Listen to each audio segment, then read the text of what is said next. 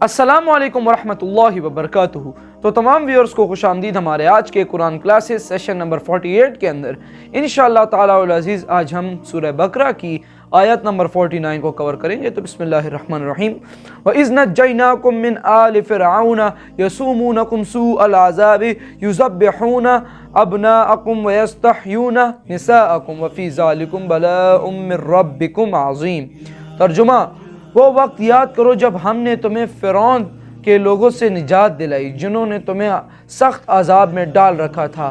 وہ تمہارے بیٹوں کو ذبح کرتے تھے اور تمہاری بیٹیوں کو زندہ چھوڑ دیتے تھے، اور اس میں تمہارے رب کی طرف سے آزمائش تھی۔ تو اب چلتے اس کی تفسیر کی طرف۔ بسم اللہ الرحمن الرحیم۔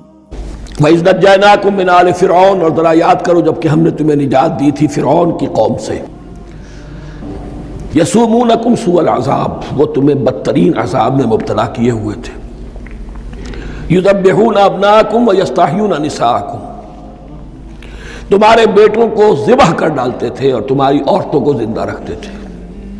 عورتیں تو پھر ان کے کام آتی تھی، گھر میں کام کاج کے لونیاں بنتی تھی، گھروں میں ڈال لیتے تھے، لیکن لڑکوں کو، اور یہ دو موقع پر ہوا ہے بنی اسرائیل کے ساتھ، یہ بعد میں انشاءاللہ اس کی تفصیل آئے گی۔ وَفِي ذَلِكُمْ بَلَاءٌ مِّن رَّبِّكُمْ عَظِيمٌ، اور یقیناً اس میں تمہارے رب کی طرف سے تمہارے لیے بڑی آزمائش تھی۔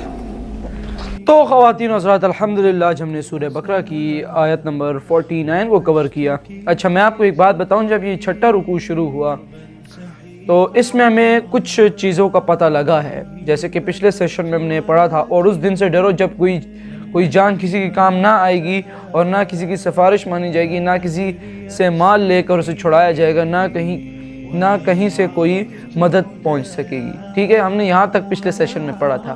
پھر اللہ رب العزت آگے فرماتے ہیں یہ بنی اسرائیل سے کہ وہ یاد کرو وقت جب ہم نے تمہیں فرعون کے لوگوں سے نجات دلائی جنہوں نے تمہیں سخت عذاب میں ڈال رکھا تھا۔